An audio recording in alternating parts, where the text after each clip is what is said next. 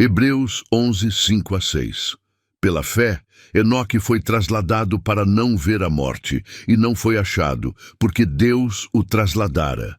Porque antes de sua trasladação, ele tinha testemunho de que agradara a Deus. Porém, sem fé é impossível agradar-lhe, porque é necessário que aquele que se aproxima de Deus acredite que ele existe e que é galardoador daqueles que diligentemente o buscam. By faith, Enoch was translated. The word translated is the same word as hapazo, is the same word as raptured. Enoch was taken up with the Lord. He didn't taste death, that he should not see death, and was not found, because God hath translated him.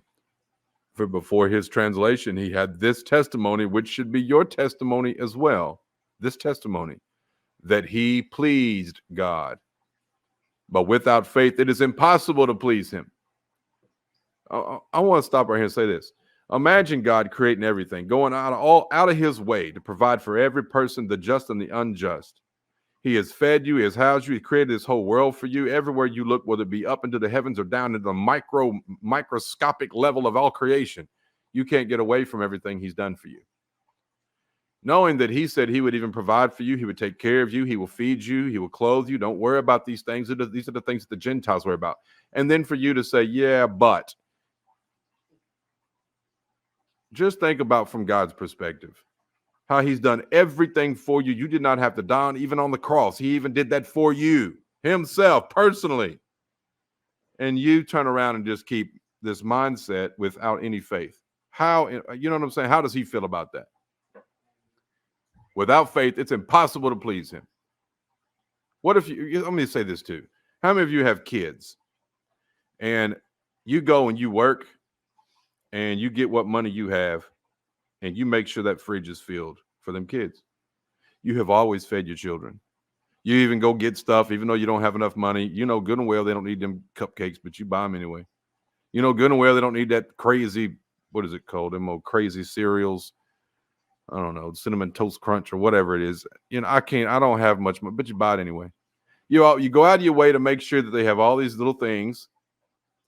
And then your kid stands there in the living room after a hard week's work, and you went to the grocery store getting all that food. You've got everything they could need. Got them some new clothes, got new shoes, and they're standing in the living room. And they don't believe that you're going to feed them. They don't believe that you're going to clothe them. They don't believe nothing. They're just sitting there looking at you. How would that make you feel? I'm just saying.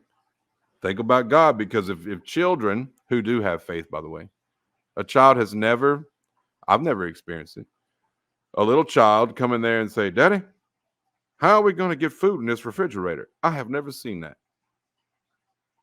They don't ask me anything about where food comes from. They just assume it's in there by faith. They open a refrigerator. I want milk. Boy, you better get out of there. You've had enough milk. He turns around. I want cookies. Boy, you better get out of there. You've had enough cookies.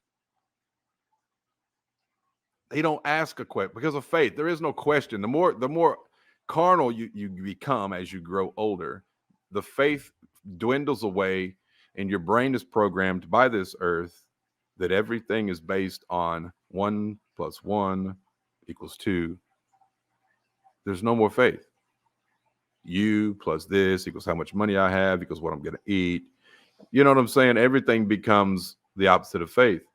It's how it's designed.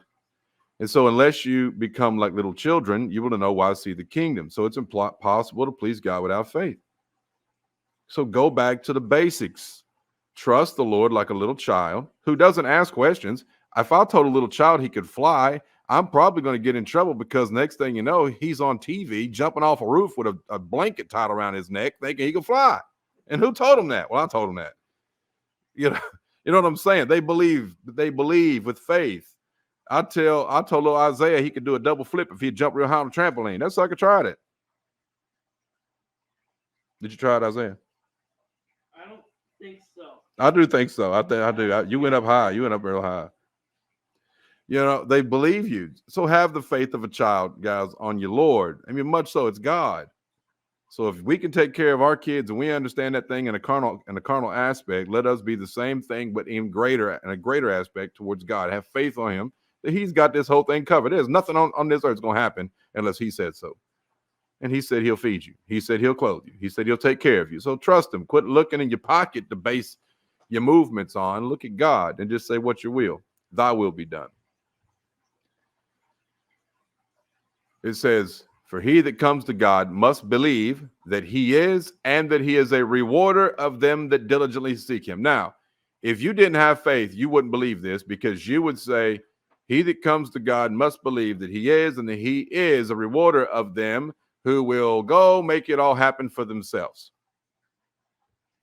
Because it's based on what you have, not faith, right? That's the opposite of Christ. You must believe that he is a rewarder of those that diligently seek him, and he will reward you. That means you've got nothing to do with this reward. Trust Jesus, and he will make things happen.